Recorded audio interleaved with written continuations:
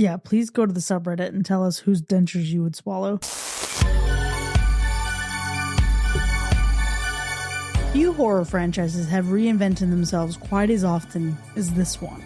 And what began as Sam Raimi's scrappy cabin in the woods nightmare has evolved into an anthology of standalone series, with each finding a different way to unleash the Deadites. Now, for its sixth outing, producer Sam Raimi handed the series to a French filmmaker, whose breakout feature established him as a director with an eye for relentless physical horror. Now, rather than leaning into the series' trademark blend of splatter and comedy, this follow-up shifts towards a more severe, intimate story centered on grief, family, and the promises people make to the ones they love. And the story follows a woman who's mourning the loss of her husband, and she accepts an invitation to stay with her late husband's family, hoping a change of scenery might help her heal. But instead, a gathering meant to provide comfort becomes something way worse, as an ancient evil begins spreading throughout the household, forcing her to question who can still be trusted. And the question everyone seems to be asking right now, can this film be trusted? Is this edition of the franchise too brutal, too mean, too violent to enjoy? This week, we're talking about Evil Dead Burn. Greetings and salutations, and welcome to Hacker Slash. If you're joining us again, welcome back. If this is your first time listening, welcome to the party. We are a horror movie review podcast typically dedicated to telling you whether a movie is a hack, a total joke, a waste of time, or a slash. Totally killer, pun intended. My name is Chris. I'm your friendly neighborhood slasher enthusiast. This week I'm joined by the classic horror connoisseur, Sean. Everybody looks cute in black and white. And the paranormal paramour, Binks. Oh, fuck this. You're tuning into Evil Dead Burn, but if you support the show, you'll also get to hear our B-side at the end of this episode, where we get into more about the Evil Dead franchise, the upcoming prequel, and some other Deadite fun. It really is a dream episode for Sean, but before we get into the future and the past of this franchise, what were you all expecting going into this one? I just remember coming out of Evil Dead Rise with really just a lot of high hopes for the franchise. We got a really dark, more modern take with Evil Dead in 2013, but still in the cabin, very familiar, the setting and everything, but definitely a darker take in a modern setting, but still in a cabin. And then we got this kind of, I don't know if you call it like a punk rock blend of both the old and the new in Evil Dead Rise, it really took us out of the cabin and into this modern feel for almost the first time in the entire franchise. So I was expecting more of this tone, and based on the trailer that we got, it looked like it was shaping up to be pretty wild for sure. Yeah, it was giving Resident Evil 7 in a way. I can see that element to it to an extreme, but the expectations were already pretty high. I'm thinking, okay, the gore is going to be immense because we've set a different bar now. And with a French director, are you kidding me? The French fucking love getting crazy. He did Infested, right? And that film, I feel like, made you feel like something was crawling on you. That film was definitely a movie that made you feel something. The sound design was on point in that movie from what I remember. And so really just curious to see what Sebastian Vanacek translates into the Evil Dead franchise. No fucking thanks. I am so glad I did not know this man's game before going into this. I would have dreaded it. I absolutely do not want to watch a movie and feel like things are crawling on or in my skin. Going into this, we have is it joy or is it horror of having watched Evil Dead Rise? I really loved the movie, don't get me wrong, but that shit was mean and it was brutal. And seeing that family get absolutely annihilated, seeing Maggot Mommy getting messed up, it was tough, right? It was emotionally a tough movie, but really good. And I'm not a lover of Evil Dead as a whole, but Evil Dead Rise really did it for me. So going into it, I expected, that brutal practical gore, sure. Nasty Dead, I expected relentless pacing. But what I was surprised about here is when you get into just what this movie is and what this movie feels like, it does give you all those things. It is very modern Evil Dead. It doesn't waste time getting disgusting. But despite being so close to, I think, Evil Dead Rise, there is something in its DNA that feels just not quite right. That's interesting for sure. I think I'm with you. I think this movie was full of intense gore from the very start to the very end. It did not let up with the gore. There's one thing that's for certain. The gore is there, the action is there. But yeah, I can see the tone is definitely different. When you compare all of the films so far in the franchise, and especially when you're looking at 2013 to Evil Dead Rise to Evil Dead Burn now, they all have a different feel. And that's probably because we have a different director in every single movie, including the one that's coming is going to be another different director. So it's the catch-22. Sometimes it works, sometimes it doesn't, but you're always going to get slightly different feel.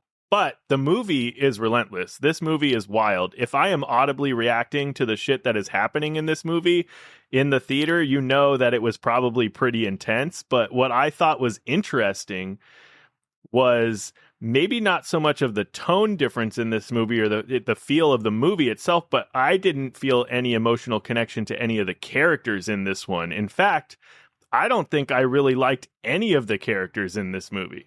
Dang. Yeah, I don't know what it was. I just could not connect to anything in this movie as far as character and story is concerned. Okay, I can see a little bit of it because, damn, we got the cast of the 2013 Evil Dead, and while I didn't like all of them, I liked our main girl. And then Evil Dead Rise gave you a family to really latch on to. So I can see how, by comparison, at least for me, I didn't feel as much for this family, but I did feel a lot for Alice. I was going to say, I think that Evil Dead's pretty good at giving you a strong main character that you can buy into. And so I did really like our main character here. But I'm with you, Sean. Everyone else was just okay. But I felt that way about the movie in general. I think, yes, gore, intensity, absolutely. But that's something that I would have been shocked if that wasn't actually the case, considering that I did see a bit of the trailer. And again, that's the bar at this point. So if they were going to meet it, I wanted to see what else this was going to bring to the table. And it just felt like, okay. I think the beginning of the movie felt a little bit off for me. I was trying to get my footing. There were some technical aspects to that I didn't quite like. The setting was a little weird. The setting was weird. I don't know.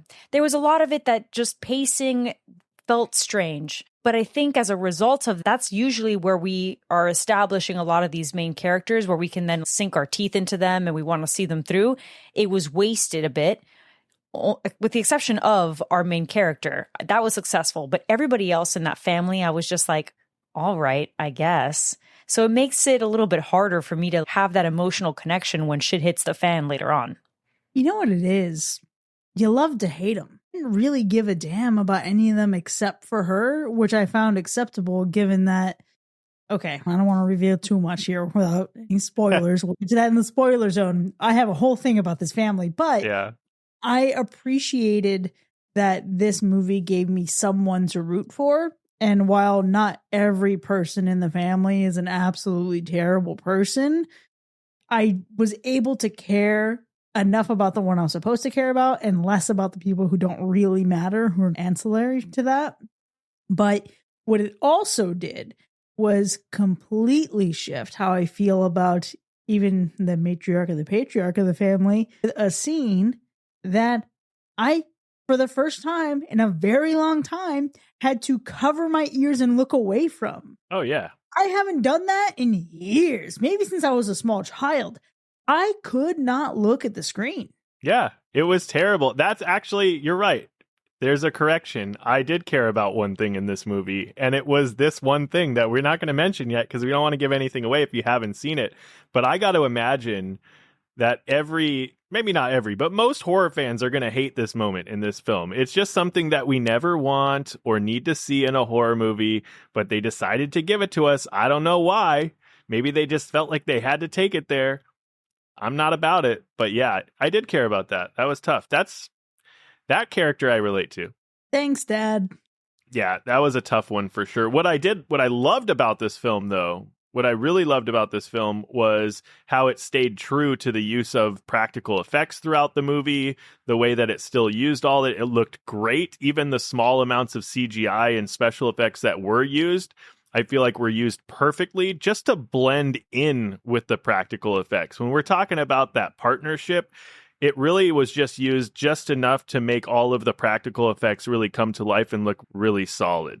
Yeah, absolutely. And that's where I think it paired really well with the gore itself, because the gore still remained to be effective and inventive at that. There were some things that, again, I was, oh shit, I never thought that I would be cringing at or expecting to see on screen. So when the practical effects are there, it makes those moments feel like 10 times worse. So that I definitely did appreciate. Now, on the other side, though, I will say we've talked about the characters, wasn't really doing it for me personally.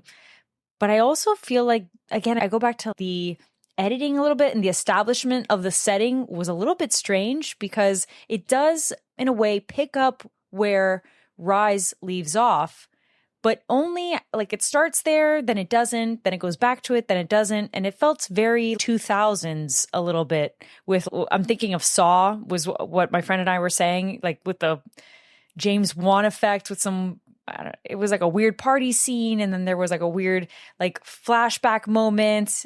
It was a little strange. It was a little strange. Binks, the 2000s are your fucking jam. What do you mean? They are. But okay, but here's the thing. It is my thing, but it wasn't even done, to be honest with you. And here's the difference. It wasn't done well because it's not throughout. If you're going to make a 2000s looking movie, then stick to it aesthetically throughout. But the specific flashback scenes looked, the tint, everything about it, like the vignette of it all, I was like, okay, this is that aesthetic, but then why are we going back to the crispest fucking movie that I've ever seen type shit in 2026? It just doesn't seem like it didn't know what kind of look it wanted to go for when it continued to flash back between those things. I think I know what scenes you're referring to, and if I'm correct, it was giving the Mummy meets Saw. Yeah. Okay. Yes. Interesting. Yes. Yeah. It's a wild comparison, and I fully understand that. I didn't actually mind it. I wasn't distracted by this at all, because the biggest thing that fucking works in this movie is the Deadites. And Sean, you're talking about the practical effects, the makeup, the gore. Oh, all of it is so fucking good. And it's gooey, slimy, it's rib-like. And you consider what Deadites mean to this franchise and just how they continue to escalate in every fucking movie. I look back to the original Evil Dead and I'm just like, okay.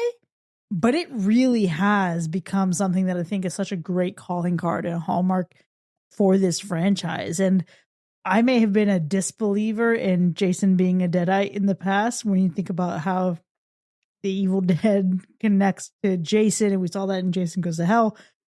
I was a disbeliever in the past, but now I'm like, yeah, fuck it. I wouldn't mind if Jason was a Deadite. You never know. We could get that crossover somehow. We've seen crazier things. We've seen crazier things. We got it in Jason Goes to Hell, and we got it in comics. Yeah, I guess so. That's true. But yeah, I think the Deadites in this were pretty good. I think it also comes down to how well I think the movie balanced the feel of the whole franchise itself, bringing it together. So you had Evil Dead Rise did this too, but this movie genuinely had this feel of, it had a little bit of the old and a little bit of the new, the old and the modern fusing together. And you had the feel like you could tell it was modern setting. It was a new look, they were adding more to the lore and the story in this one, but they still had these subtle things. And the Deadites really shone through in a lot of those, specifically one Deadite that's going to be talked about that just felt really good. It just brought me back to the old Evil Deads. And then there was a lot of we'll talk about this too, but there was just a lot of little nods and little things that they threw at you throughout the movie. You could call it fan service, but to me, it was sprinkled in really well to be just really good nods to the whole franchise, even dating back to the original Evil Deads. For me, I thought it was really well done. To Sean, he's just serviced. No, I liked it. Also, you have to say that from a surprise element, the ending is a surprise. And if you're listening to this right now, you haven't seen the movie, then the only thing I'll say is you have to stay till the bitter end. You have to stay until the last credits roll because there is a mid and a post-credit scene, and you just got to see it. You have to. They're both great. Absolutely great. I was very stunned. I was very much like, wait a minute, what the? So worth it. Worth price of admission at the very least. But I have to ask, that being said, and this is maybe more so a question for you guys, because I know that I've definitely made my comments about this franchise for sure. I feel like mega fans, like OG fans like yourself, Sean, especially, like, I don't know how they're going to feel about this movie. Yeah. It gives to me like this is not something that the real ride or die Army of Darkness is #1 type fans would be about. Whereas the newer fans of Evil Dead 2013 on, right? Like, I think that maybe this is going to be their jam because they're coming into Evil Dead thinking that Evil Dead is gore, whereas the OG fans are looking at Evil Dead like this is the balance between camp and comedy and horror, like the perfect in between. It's a tough one for sure. I agree with you. I think that if you're just coming into the Evil Dead franchise with the newer films, you'll probably still really enjoy this one.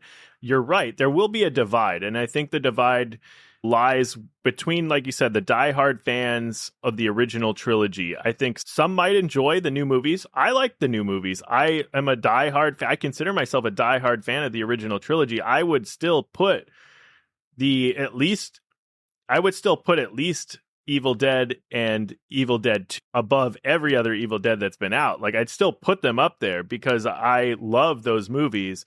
But I still like the takes on the new ones. I still really respect what the 2013 one did and what it brought to the table. I still had it in a great time with Evil Dead Rise.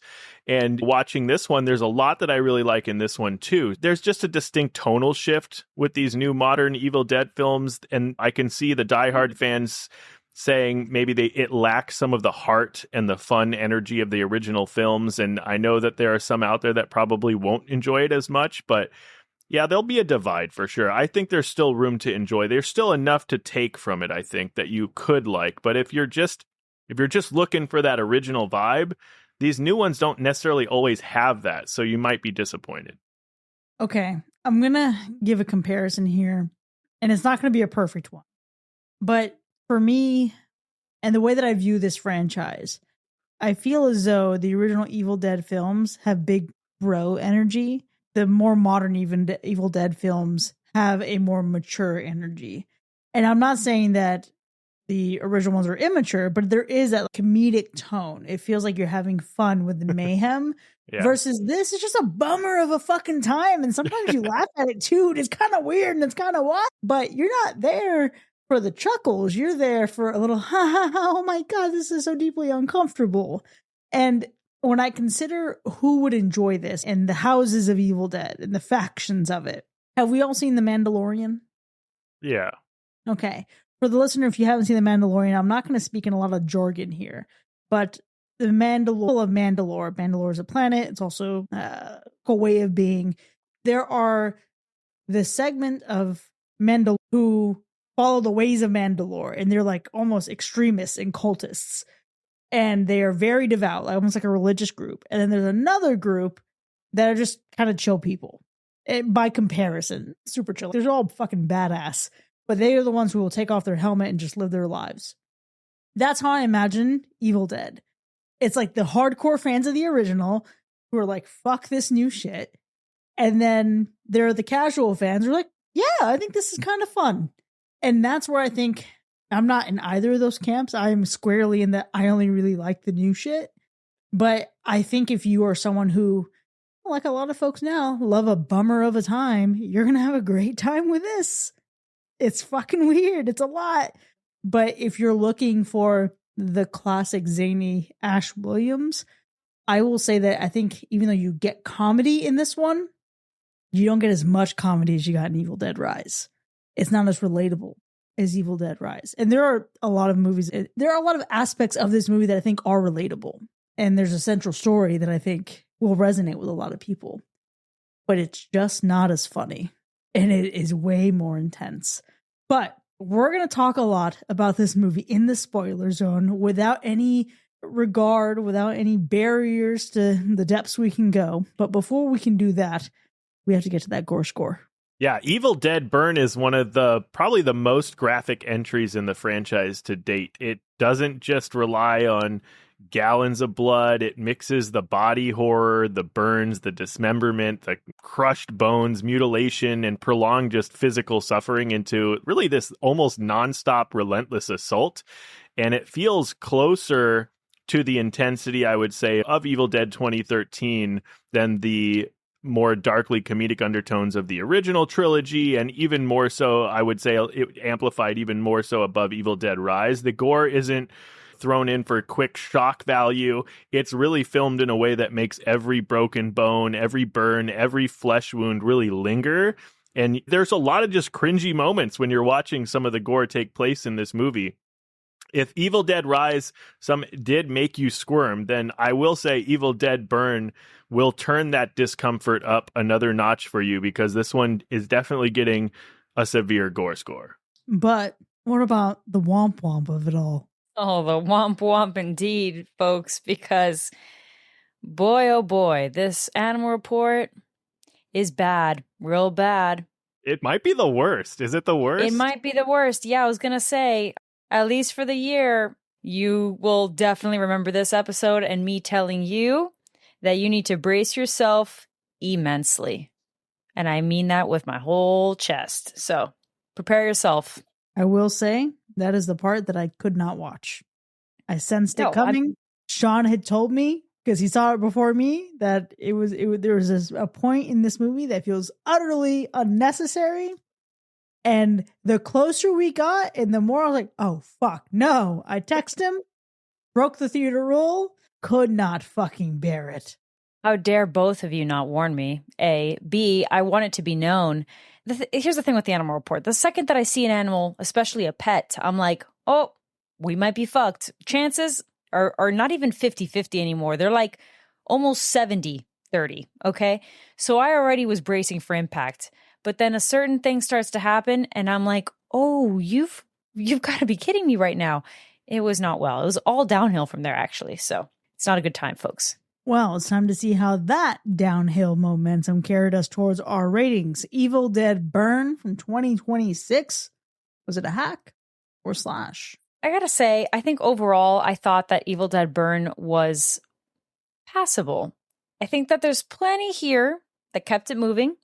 It's not necessarily a movie that I feel like extremely passionate about, unfortunately, like I do Rise or even the original, and even Evil Dead 2. My opinion has changed on that drastically, actually. So there's other films in the franchise that I have grown to love even more with time, especially after revisiting. That's not exactly how I'm coming out of this watch feeling. The gore definitely delivers, sometimes almost show-offy, though, to a degree that feels so evident that the studio felt pressured to one-up Lee Cronin in a way. And that's not always a bad thing, because I think it definitely was effective and the practical effects make that so. But it definitely feels like it forgot the rest of the components of storytelling.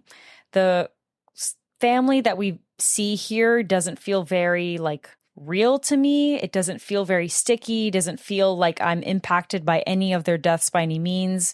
The main character is really successful for you to root for because of certain circumstances. And I think the actress is actually really good. But I think that I feel passionately about her because the rest of the movie and the rest of the family themselves is so bad. So it kind of helps in that way. There's definitely flashes of what could have been. I mentioned Resident Evil 7 because it's very similar. We've got that family, we've got disaster, and it's very good at establishing that, or at least reminding me of it. And aesthetically, it does that too, but there still feels like there's a lot left on the table personally. And I almost wonder what it could have looked like if Lee Cronin came back. And if we really just stuck to one director again, like have with Sam Raimi, just to have that cohesion like you were mentioning, Sean. So unfortunately for me, I've got to say that this one's a hack. It's not one that I maybe will stick to, though. As I've mentioned, I felt differently about the others with time. So who knows? But for right now, it doesn't feel like something I would really be honest about if I were to give it a slash. So a hack it is. fair. It's fair. I think Evil Dead Burn feels there's a lot of ups and downs with this one. I think more ups than downs, though. I think Evil Dead Burn feels like an absolute adrenaline rush. It definitely just kicks things off from the very first moments of the film, and it just carries that all the way to the very end of the credits. And from the cold open to the closing, it just barely gives you a chance to breathe, I would say. There's just a lot that's happening. If you're here for an Evil Dead film with just a lot of gore and stuff like that, this is going to be something that I think still passes. I think the intensity, it doesn't let up. The gore is some of the most brutal in the franchise, probably the most brutal the franchise has ever delivered so far. And more importantly, it isn't just excessive for the sake of being excessive. It isn't just a bloody movie. It's a movie that really wants you to feel the injuries that are happening, and I think that's what makes them really effective. And it's also the practical effects, because the practical effects are amazing in this film. It's one of the film's biggest strengths, and the reason why those gruesome moments and kills land as hard as they do. Obviously, the movie, we've already kind of mentioned it, where the movie lost me a little bit was with its characters and with the story. I never really connected with really anyone in this movie, and I think because of that, the emotional stakes never really hit the way I think they were intended to, at least for me. I was really invested in surviving the carnage more than I was invested in who actually survived it, if that makes sense. Evil Dead Burn, I think it's still, despite the story that I couldn't really get behind, despite the characters that I couldn't really buy into, I think it still deserves a lot of credit for a couple of things. Evil Dead Burn finds a balance between the frantic, chaotic, and fun spirit of the classic Evil Dead films and also the darker, more brutal tone of the modern entry. And it also actually does the best job yet of connecting the franchise's mythology, giving longtime fans plenty of Easter eggs, callbacks, and really, in my opinion, clever nods that make the series feel more unified than it ever has before. And I think despite its weaker characters, the relentless pacing, the incredible practical effects, and the love for the franchise still makes this an easy slash for me, despite its weaker elements. This franchise is such a weird experience because I really fucking loved Evil Dead Rise. I think I really fell in love with this franchise with Evil Dead Rise. And I find myself now in a place of peaceful acceptance and just, okay, yeah, this is fun. This movie, I want to be clear, this movie is not fun. What a weird way to describe it. This thing is vicious. But I do still think that there are moments where the director remembers, yes, Evil Dead is supposed to be fun. But I think instead of just pure slapstick comedy, we get that in really goofy little moments. And the comedy is used as punctuation versus a whole treatment. The practical effects, as you mentioned, Sean, are just phenomenal. The Deadites are wild in this. And our central hero, Alice, continues the franchise's streak of giving us a fantastic female protagonist. And I really want to linger in that because for me, she wasn't good by comparison. She was just solid. And I appreciated and I empathized with her. I sympathized for her. And I wanted to see her win. Up to you to go see the movie and see if in fact she does. This might be one of those circumstances, which is, how could you possibly win even if you survive? Ash Williams is irreplaceable. We know that. I love that these newer movies aren't trying to recreate him. They're just building their own heroes instead. And while this family drama isn't perfect, and while, oh my gosh, one of these guys can be utterly infuriating and frustrating, none of that manages to outweigh how absolutely brutal and simultaneously entertaining this one is. So, Sean, it was easy for you. It's also an easy slash for me. But we have so much more to unpack when we return from a brief break so we can dive into that spoiler zone together. We'll see you in a bit.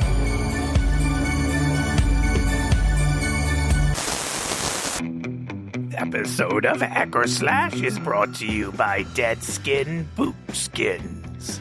Do you own an ancient book bound in human flesh that's constantly whispering evil incantations? Tired of your guests immediately recognizing your copy of the Necronomicon Ex Mortis? Then slip into a Dead Skin bookskin, handcrafted in a 100% ethically sourced, formerly haunted human skin. because nothing says responsible demon owner like covering your cursed flesh bound book with different cursed flesh. Choose from popular styles like the Bible, perfect for irony. The Joy of Cooking, now that's a cookbook that'll raise spirits. Tax Code Volume 3, somehow even more terrifying than the Necronomicon. Self-Help Edition, The Power of Positive Possession. Each Deadskin bookskin is Deadite-resistant, chainsaw-friendly, and guaranteed to keep nosy friends from asking, hey, why is your book breathing? And if someone does accidentally start reading aloud, don't worry. Every cover includes our patented safe word bookmark with one simple instruction. Put the book down. Don't judge the Book of the Dead by its cover. Cover it with someone else's. Deadskin bookskins, because the only thing that should be wrapped in human skin is a different human skin.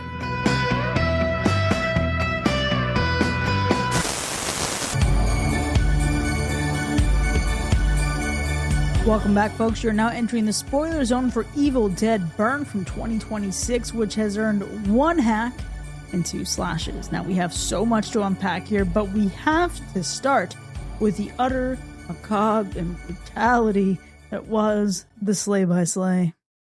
Yeah, it's literally one of the biggest strengths of this movie.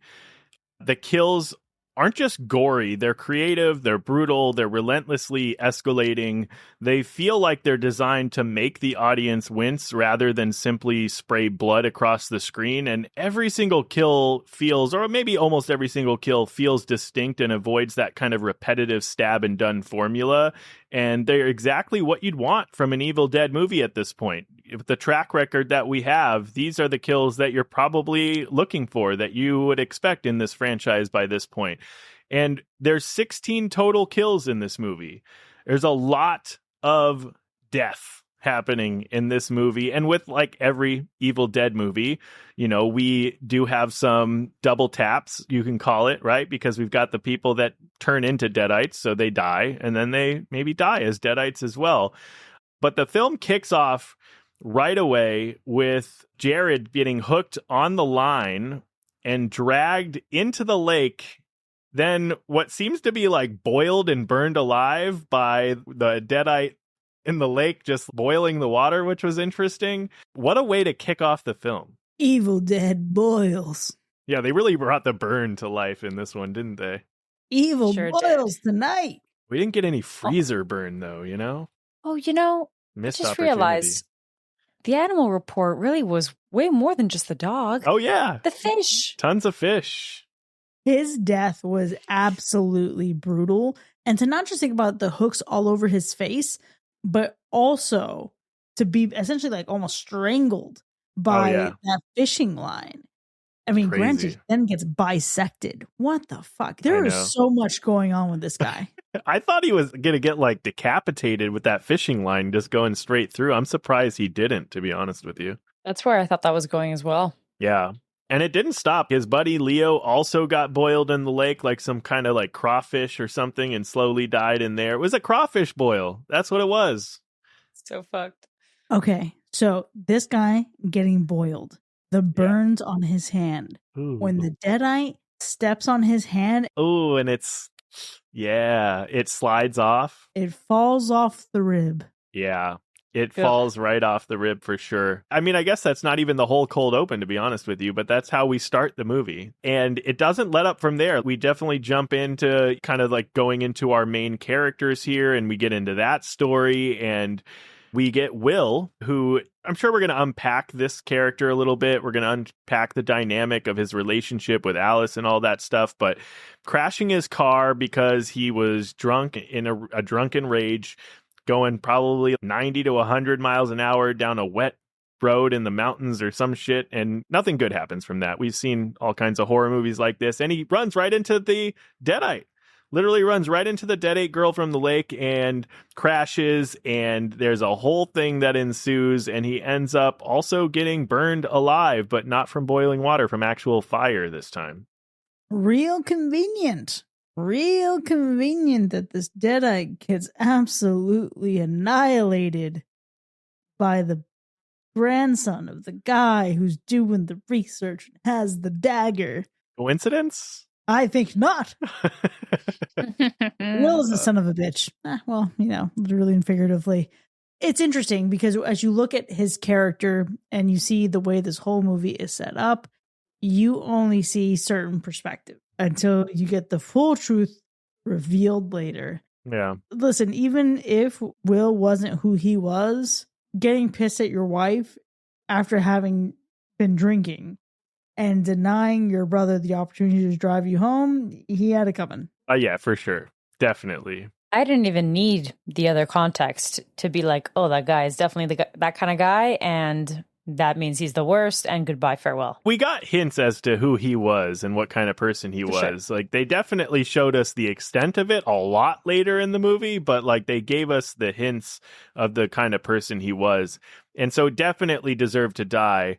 The headless laugh of the Deadite girl, though, from the wreck was also wild and very witch-like. It actually was one of the things that reminded me of the Deadites of old, was that moment right there. I thought it was pretty cool. And that right there, those 3 kills, that is the cold open. That's when we get to the title. We get all of that happening in the first, 5 minutes of the film, 5-10 minutes of the film. That's a lot that's going down.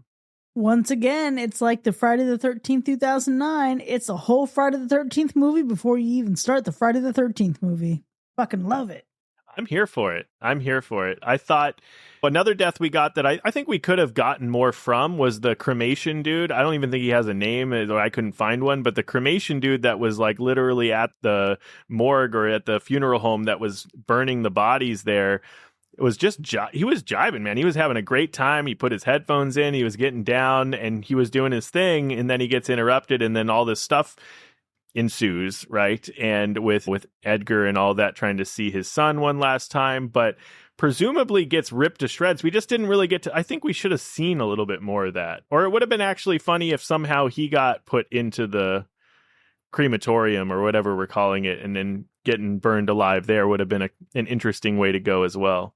I don't know. Just putting thoughts out there. Could have stood to have more burning. Or burn. If you're going to title the film Burn, let's get more burn. Again, I'm gonna sprinkle this in everywhere. We missed the freezer burn. I'm telling you can't just have fire. You got to do the other kind of burn as well. And having a morgue was a great opportunity to do a freezer burn somewhere.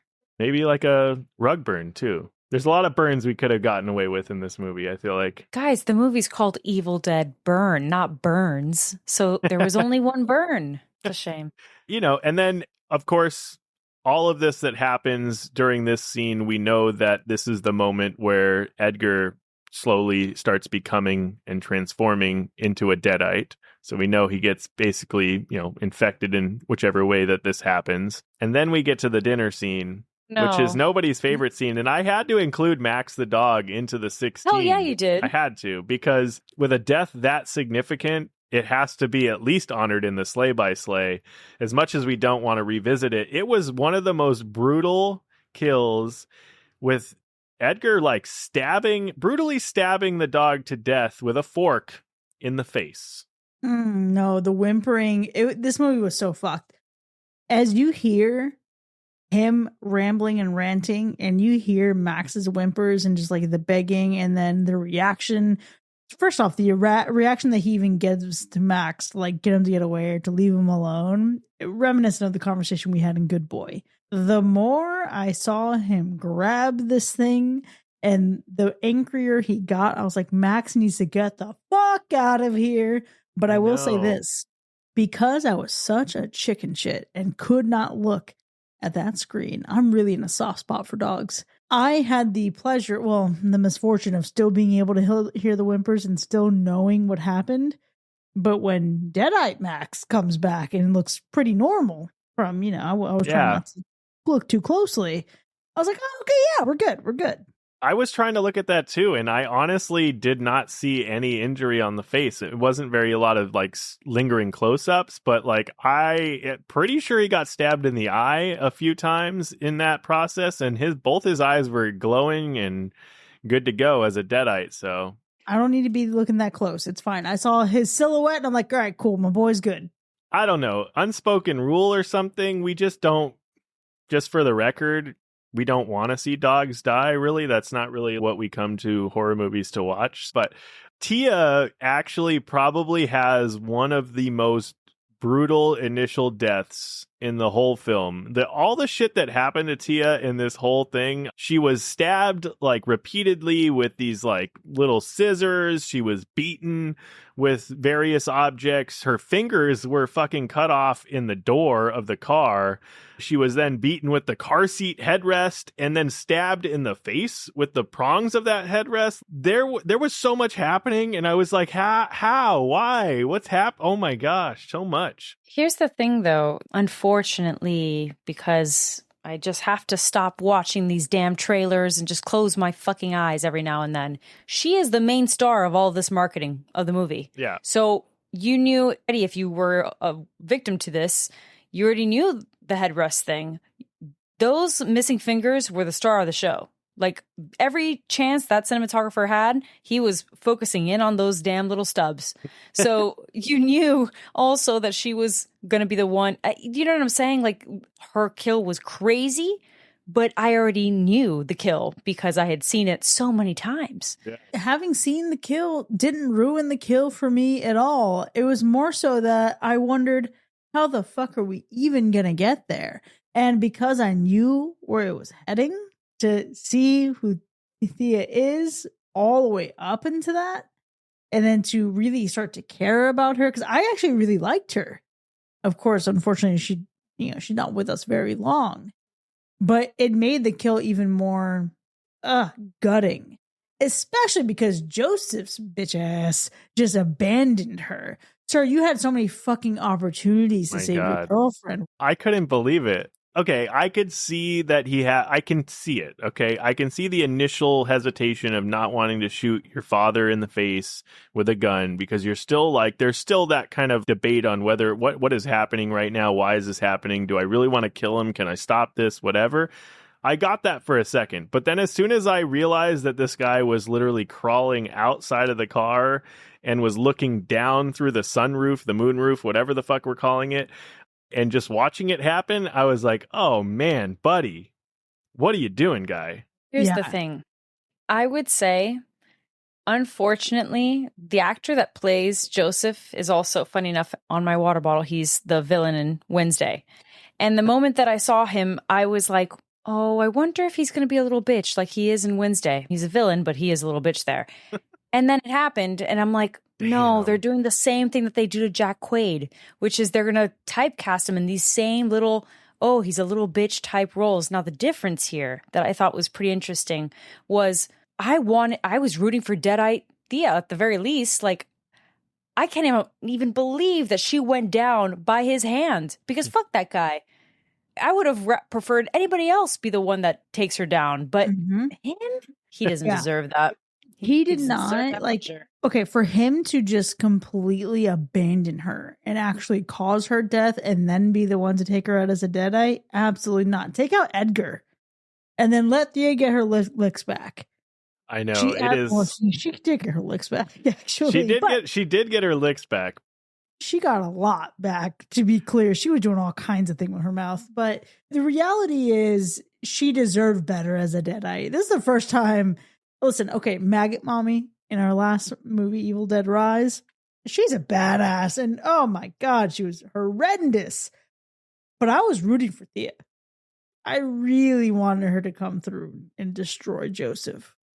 Yeah, we definitely wanted more of her for sure. She just ended up getting the shit end of the stick in both kills. Her kill initially was very brutal, and then her kill that it hurt Joe, like smashing a piece of what looked like I don't even know what it was, like the track of the dishwasher that they were fighting over. And initially it was just he was just beating her face into a bloody pulp, and it was like intense. We actually got some really good shots of that happening. Literally, there wasn't a face left.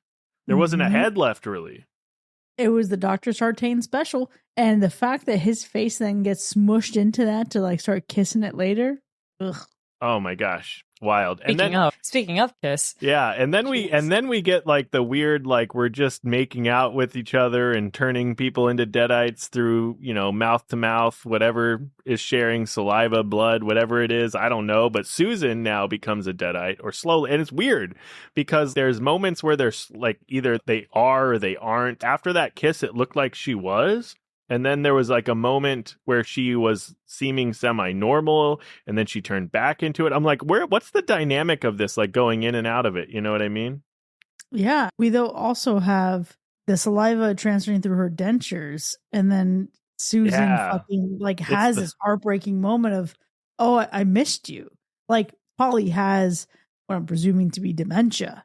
And in Susan's mind, she's already kind of lost her. But to be confronted with, okay, Susan is such a complex woman already, and we don't like her, but she's dealt with some tough shit. She's been dealt a really tough hand in terms of like being the rock and the person who's kind of taking care of everybody for everything, and then also losing your son. It's a whole weird dynamic. But then to see that heartbreaking moment with how she is with Polly, with her mom, to go from that and then to also be making out with Edgar, it's a lot, and it's fucking gross, and it's preying upon her emotions and her insecurities and her fears, and just, oh man, that shit was tough.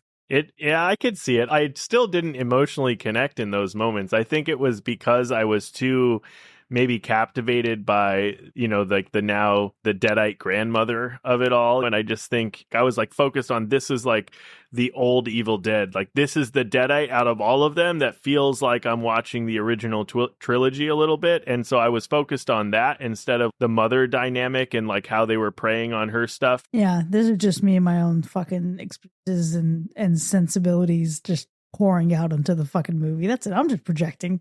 But I totally get it. Talking about it now, I totally understand like how the movie is playing on the emotions, and like there's a lot of family grief and trauma and everything. There is a lot here. I just don't know what it was. It just didn't click with me. I'm not sure. Maybe I was just too caught up in the gore of everything.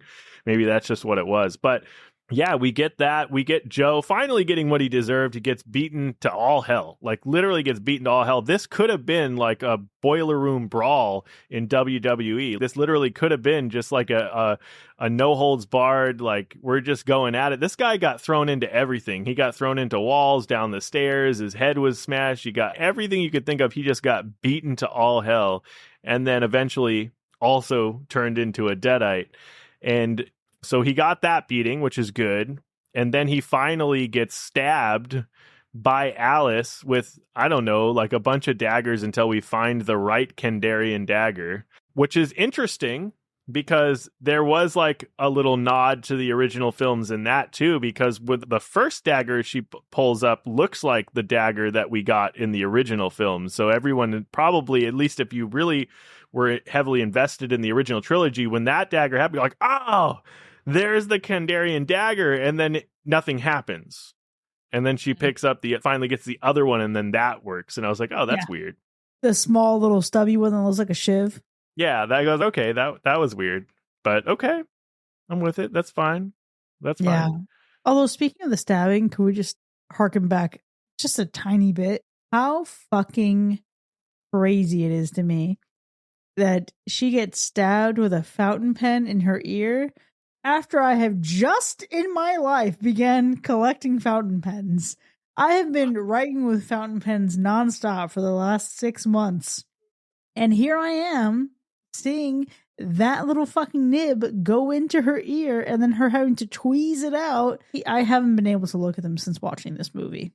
Oh, well, pens aside, like that kind of injury, those are the cringy moments. It's the things that you can almost feel happening when you're slowly like putting like a knife, a pen, whatever the hell into somebody's ear, and you know that feeling can't be good as it penetrates your eardrum and things like that.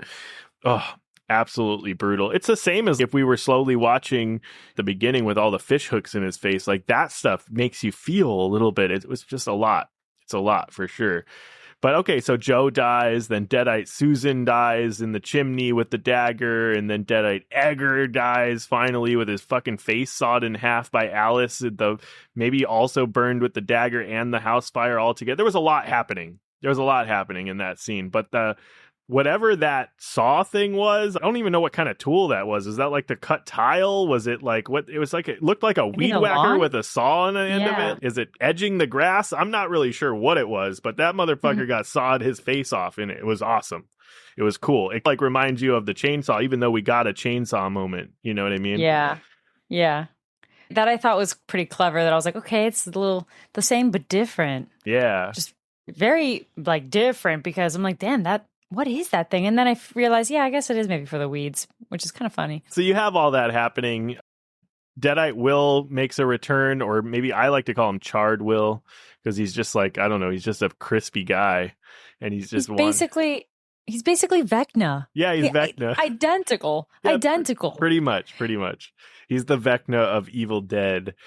He gets fucking literally jackhammered in the oil pit or the tar pit or whatever they were, and I did the callback with the chainsaw that we got, but we didn't use it. So, okay, that's cool. And ended up getting shanked with the Kandarian dagger. But the jackhammering it of all was pretty good. That was a good spot. And then, so we got all these kills in the movie, and then we get a little treat. We get the treats in the mid-credit scene. We get this random girl that's stopping as Deadite Grandma Polly is crawling all over the road, and they stop to help her out, and she tricks her until she presumably probably turns the girl into a Deadite, because it looks like she just slashed her leg and so maybe got infected or something. Who knows what happened, but presumably died and became a Deadite. Maybe they're growing an army. Who knows? That's probably what's happening, right? Yeah, no, that has to be what's happening. Oh man, okay. We moved on from Will pretty quickly, but I have to tell you what happened in my brain when I saw him.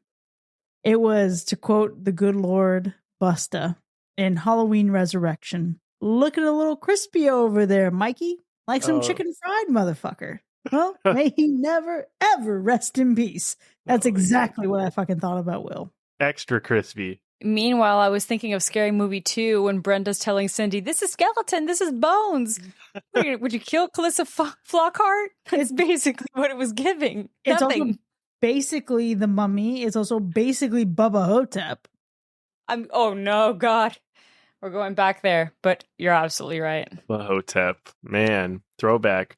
Yeah, and so that was a little treat that we got with Deadite Grandma Polly killing the random girl, and then we get through the rest of the credits and we get yet another scene, and we get this little girl from the funeral home that meets none other than the return of Deadite Ellie. Listen, I felt like that meme where that guy is with his hands next to his head and he's just like spinning, because I was so confused. I was so, what the fuck's going on? First of all, the first name that we see, I was like, am I supposed to know that name? I'm not too sure. Then I saw her name and I was like, oh? And then when she shows up, I'm thinking, wait a minute, was that little girl supposed to be the little girl from Rise? I can't quite remember if she made it out alive. She didn't, because she became this monster thing, didn't she? I don't know. At that point, I was like, man, maybe my brain fog's gotten real bad. But I was just trying to rationalize in my head how Deadite Ellie could even be back. Listen, here's what I would offer. This is a world with a lot of bullshit in it. This is a world where a dead girl is boiling and bisecting men in a lake. This is a world where a guy who's the grandson of a guy who's into this weird shit happens to get drunk and get mad at his wife and drive and hit a deadite in the road. Nothing really fucking matters.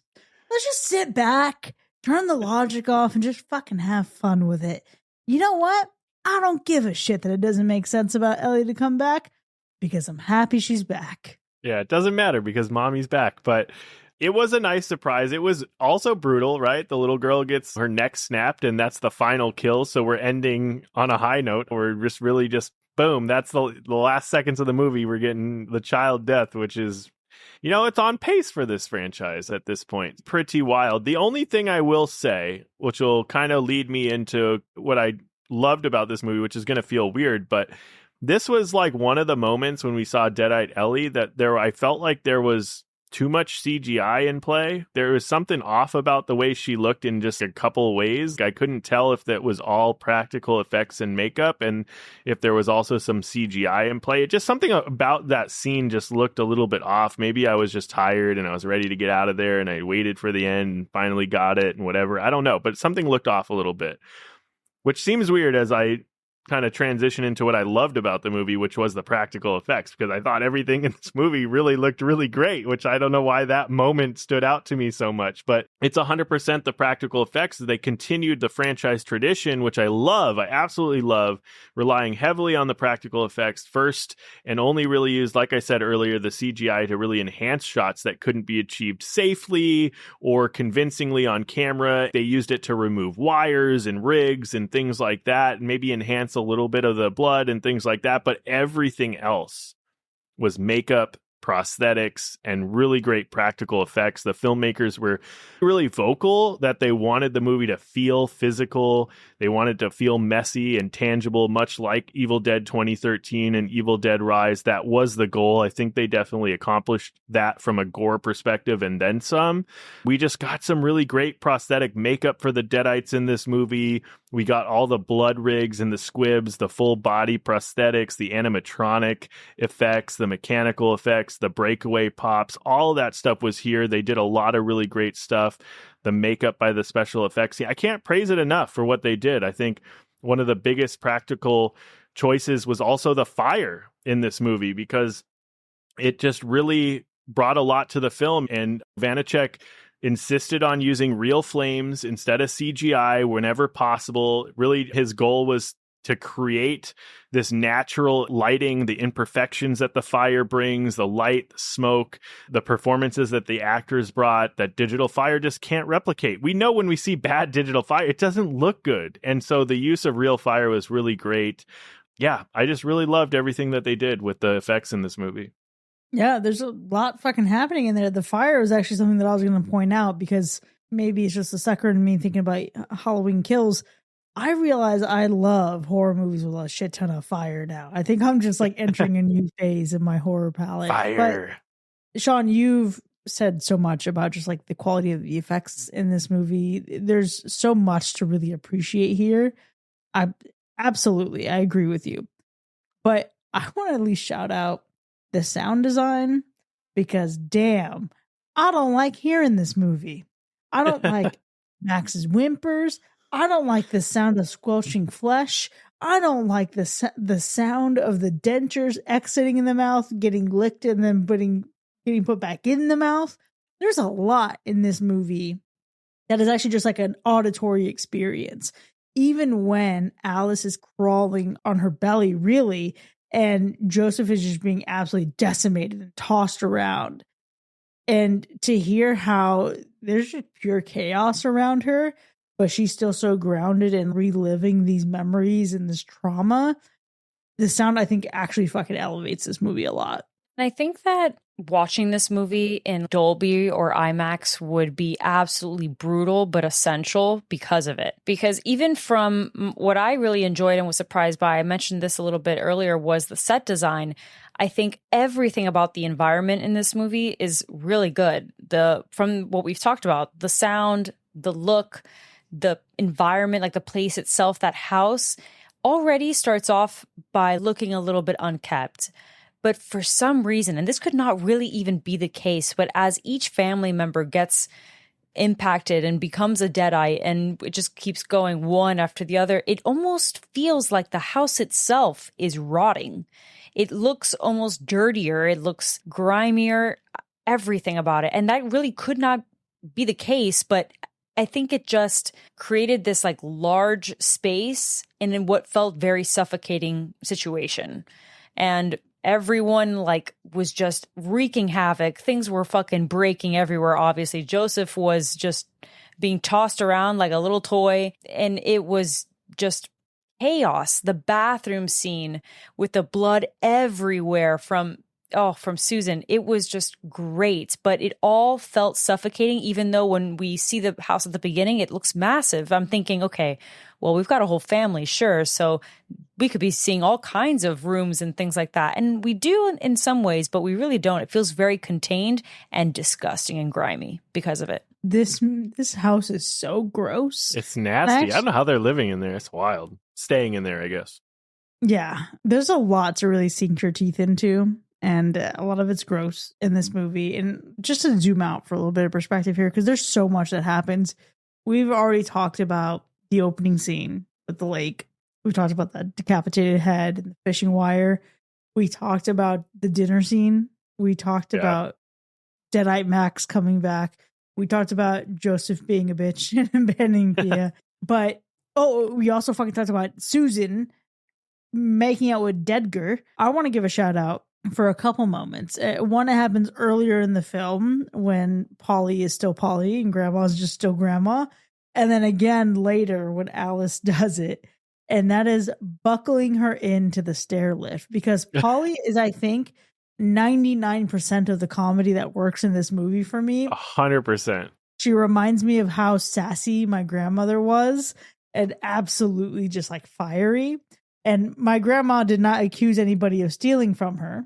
But the fact that Polly gets sent up the stairs, and then this is when Tia comes back in the house, and then she's like, I told you she'd come back. It was just fucking hilarious. But for her to then be a Deadite and for Alice to buckle her in and then she just gets dragged down the stairs, fucking iconic. Like that was a comedy that really just made all the mean shit worth it. Reaching out and everything was peak.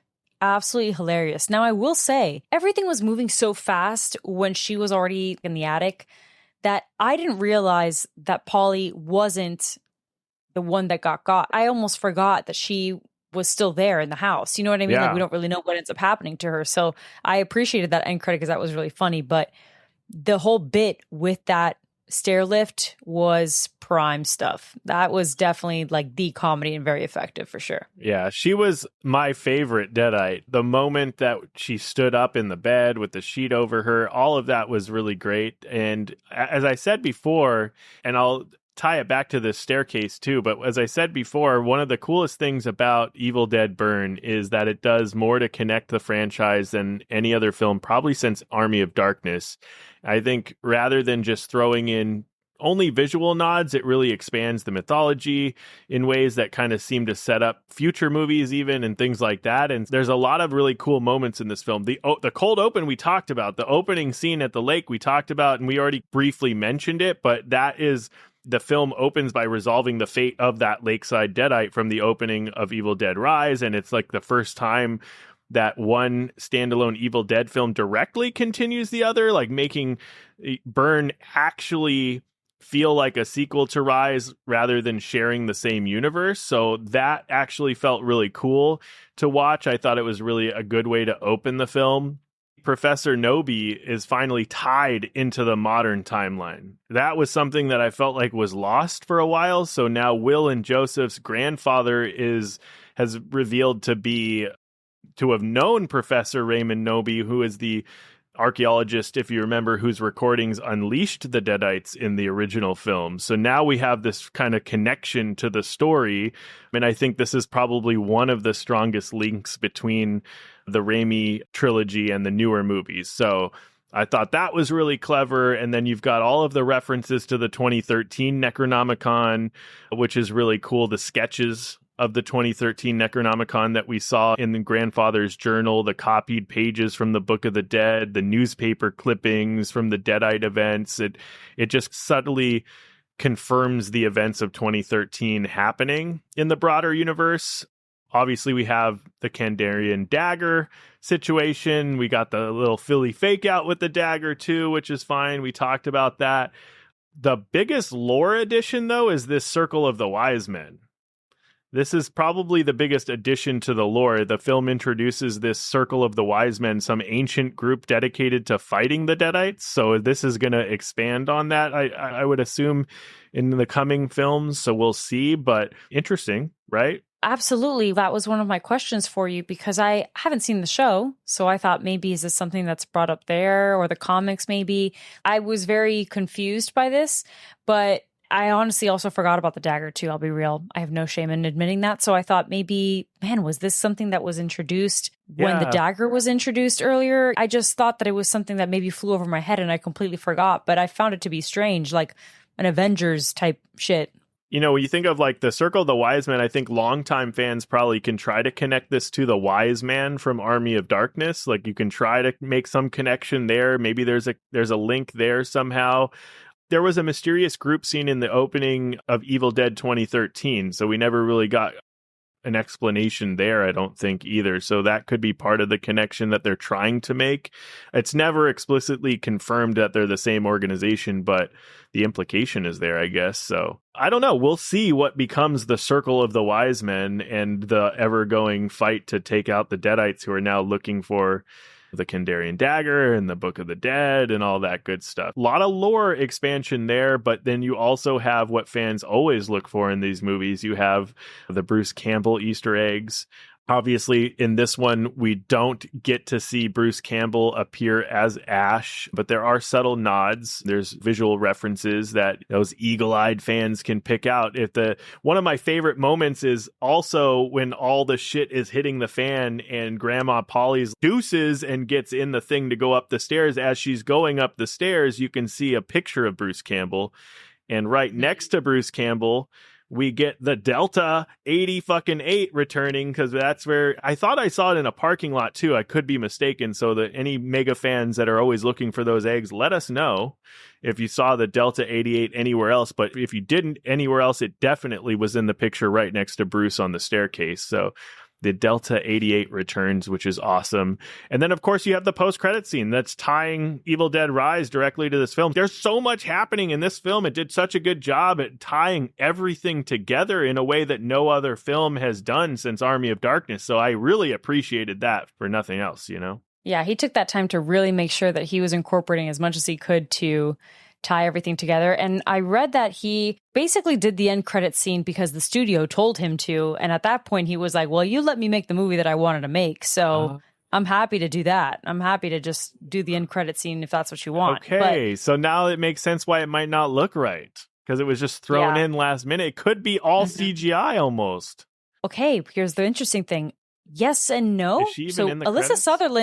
Alyssa Sutherland was actually there. She just posted on her Instagram what she said was my best kept secret, and it's her on set. Okay. So that was her. Now, maybe it was the mirror. Yeah, maybe it was the mirror for sure. I think that they wouldn't have to age her. She's so beautiful. And honestly, could be like immortal. I don't think it would be anything like that, but definitely that end credit scene was the studio coming to him and saying, hey, do you think that this might be a good idea? And he was like, well, you let me do everything else, so why not? And I think that works out pretty well, because that just goes to show that at the very least, the end credit scene, fine, but that was really from his own volition. Obviously, maybe being a fan himself, I would imagine, wanting to really make sure that he can still do this like French extremist type film, but still be true to at least a lot of the fan service and like the lore, expanding on that, giving people like the nods here and there. I felt like that DiCaprio meme pointing at the screen when the frame showed up in the car, because those are the two things that I know to always look for if I'm watching any of these movies. By this point, I'm like, I got to look for them, and that's the only thing I really know. So I'm like, well, oh my God, that was great. But yeah, it was fun to spot those. But all these other Easter eggs, I also didn't realize. That's awesome. It's a good time. Now, unfortunately, I would say that the family themselves, not much of an Easter egg there, not much of a good thrill.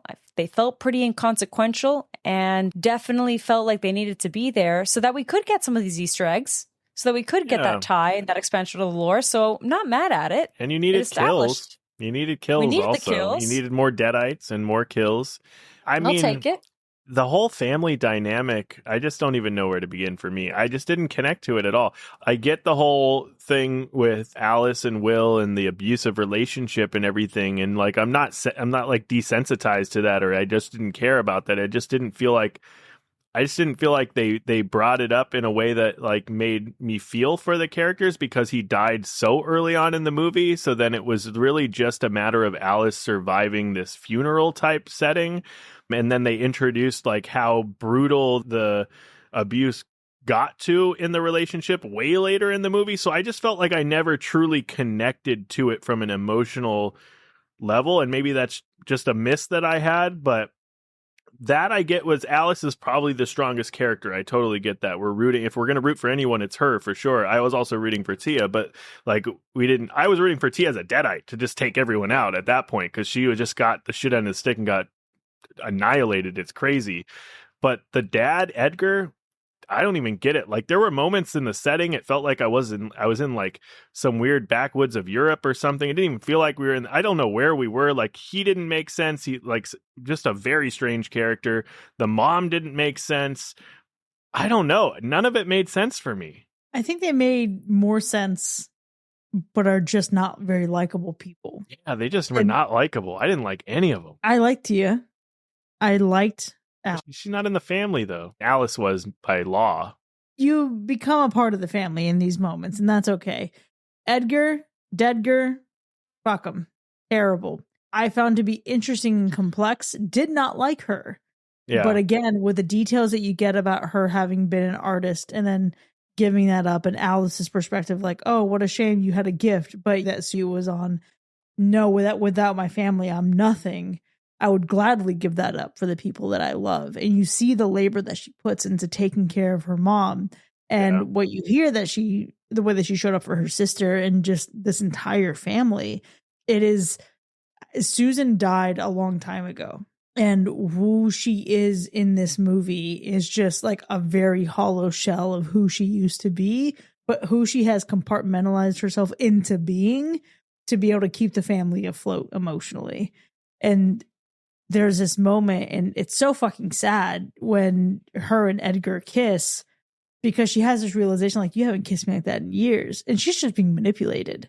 Yeah. It's disgusting. Nobody wants to fucking see it. But think about how starved she must be for this like affection and this connection beneath all this responsibility.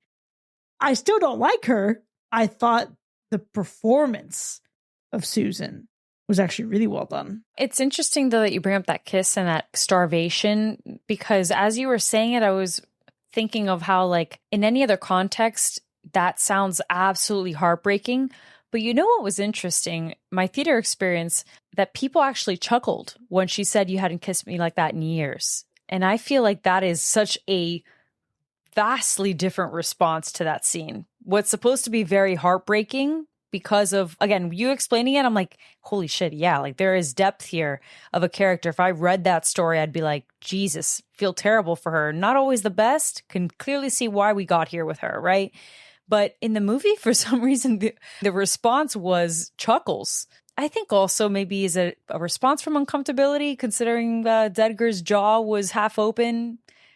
The tongue was sliding a little bit to the left outside of his jaw. To be clear, you've also watched Possession in a theater full of laughs. And don't even send me back there. Audiences laughing at something is not exactly the biggest litmus test for whether or not something is emotional or not. Like some people laugh at the most uncomfortable and heartbreaking moments. And also, yeah, the line was said with a little bit of comedy. I think I'm just fucking, again, projecting my own experiences on this and like just people that I've seen and been surrounded by in my life. That fucking sucks. It really fucking sucks. There was more than meets the eye to Susan. Now, Joseph, he is a man who cannot finish anything that he starts, and he takes no action, only hesitation. And what I love about what this movie does to reckon with who he is as a person, sure, he's not an evil person. He's not a villain, but he's not a hero. He is a decent person. That's such a stretch to even say, because like his own inaction makes him impossible to really root for. But he endures a lot of pain and a lot of violence while Alice is trying to find this dagger, and he is basically resigned himself to not surviving this, but he's like holding on by a thread. What I appreciate is this movie taking him from this person who does absolutely nothing to this person who finally does something. But I am just so fucking glad that he's not the main hero of this story. Even though he is the heir apparent, he is the grandson of this guy who's like into this research and knows all this shit. And he discovers all of this up in this attic and he hasn't thrown it away. This movie could have very easily centered its perspective on him and forced him into the hero seat, in the driver's seat. And I'm just so glad that they didn't. I think it was a better redemption for him to go out the way that he did versus to become the face of the franchise. Yeah, he played his role. He definitely played a significant pivotal role in making sure that that Alice got the things that she needed to be successful, for sure. He, I guess, paid his dues in a way, for sure. In the beginning, maybe you're like, okay, yeah, this guy, we're probably rooting for him in some way. And then the turn of events happen and it shifts and you're like, there's no way you can root for this guy. That's another moment that was actually fun, was when he poked his head up through the attic trap door, which was like also another nod to Evil Dead and the original Evil Dead trilogy, Evil Dead 2, when the lady is popping her head through the trap door of the basement. One of my favorite things ever. Great. Because how terrifying is that? It's great. No, absolutely. I don't know. Joe, my boy, I don't know how intelligent he is as a person. That's still out for judgment. But as a character, we just needed to have someone that introduced exploration of these materials so that way they could eventually be found. To me, it's one of those ever long questions of, if they actually were smart, then we wouldn't have a movie. Because at that point, we wouldn't have Evil Dead to begin with if everyone just fucking paid attention to the actual things they were listening to, in which it said, don't do what you're about to do. The guy literally was the tape was literally saying, do not open the thing I have wrapped, as he is opening the thing that was wrapped. He went straight to where it was hidden. He went straight to open it. And then all of a sudden... Because of course, you have to look at it. You have to see what it's... Why is this thing... Why can't you open it? I want to know. I got to see it for myself. And the funniest thing of it, though, Sean, is we got a whole movie here where all of a sudden he also has dementia and doesn't even remember a single thing about this exact dagger that he just opened and the tape that he was reading. As someone who is supposed to be writing a book and doing all this research, my buddy has an IQ of 10 because, right. Then again, as I said, we wouldn't have a movie. He's clearly a little bitch, so can't expect much there either. Yeah, Sean said, you really got to crack that thing open. Spoken like a true white guy. You just got to check it out. Crying. Always poking around, checking it out, seeing what's going on. It's probably fine. Just got to check it out, see what the hype is about. Let me take a little gander, a little read. Let me recite something. Let me see what happens. We like to fuck around and find out. But you know what? Speaking of fuck around and find out, that's why, to me, I think that the best part of this movie is Alice. Because even she, as she's saying these things out loud, she's like, oh, fuck this. I'm not even going to continue. She is someone who's relentless. She's someone who clearly has just had enough. I also love the fact that she's just talking French in the middle of this frustration, because that is so real. At that point, your native tongue is coming out. I don't give a goddamn about, I can't think straight at that rate. I'm just trying to survive. So I'm going to talk my first native language, and whether you understand me or not, I don't quite care. I think she's ruthless, relentless, and I absolutely loved when she crushed Will's skull to a bitter motherfucking end. That was brilliant. I mean, I didn't like his character design, like the Vecna of it all, but I didn't care. The frustration that she let out, I bought into it. So I am ready to see her in other things. If she comes out in another property or something like that, sign me up. Sign me up. Yeah. Yeah. Listen, Alice is great. A lot of things I like about this movie. It's not a perfect movie, but I am going to still stand by the fact that the singular worst part of this movie is Max dying. I am so glad he gets brought back as a Deadite and he seems mostly fine. But I just cannot take, okay, it's not just that they killed the dog in a horror movie, because that happens all the time. We get it. We have the Animal Report. We've seen it happen. It was specifically how much we got of Max and Edgar beforehand and the bond that you see there. And then just a very sharp, sudden, violent end to his life. It was just brutal. Yeah. It is actually probably the worst part. But for me, what I've been talking about is I just didn't connect to the storyline as much as I wanted to. I did appreciate the lore building. I did appreciate the ties to all the other movies. Just specifically the story surrounding this family, it just didn't captivate me. I don't know. Maybe I've seen too much trauma, too much grief in these horror movies over the last 10 or so years that I just didn't attach to it, but that's okay. I'm curious to see if you attach to it a little bit more on a rewatch. You never know, because I actually do want to watch this one again. I want to watch all 3 of the new movies so far back to back, especially when we get the prequel. I want to watch all of them, including the whole franchise at that point. You got to watch the perfect timeline. If this prequel comes out, we're watching the prequel to The Evil Dead, to Evil Dead 2, to Army of Darkness, to all of these ones now, 2013, Evil Dead Rise, Evil Dead Burn. It's going to be quite the Deadite kind of time. I don't know. Even though I hacked it, I also would revisit. Just as you said that, it told me that I have to watch Army of Darkness again. And I don't know so much about that one. But I would revisit this again in chronological order for sure. Just not anytime soon, I guess. There is no way in hell I'm going to watch this entire franchise back to back to back. It's going to be like BC AD. It's going to be either the Ash era or the everyone else era. I'm not doing that like mix back and forth.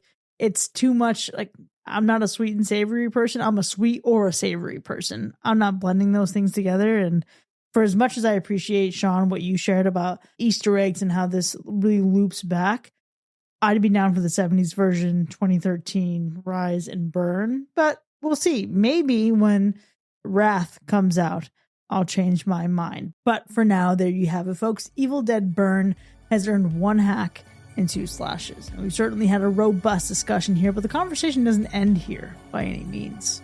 Yeah, if you actually want to converse further and you want to read from the Necronomicon with us and see what happens, fuck around and find out, consider supporting the show. Visit patreon.com/hackerslash. Or maybe you want to answer the question, would it be fun to be a Deadite? Because I think it would be fun to be a Deadite. What would you do? What kind of things would you have fun with? That question could be answered in our subreddit, hacker/pod. But all of this to say, you support the show, you go to Patreon. That's going to help us out a lot. You can enjoy even more of the show, including bonus content. There's early access. There's extended episodes with the B-sides, which if you are, you're going to stick around right after this to hear. And then there's movie nominations, and you can participate in live shows.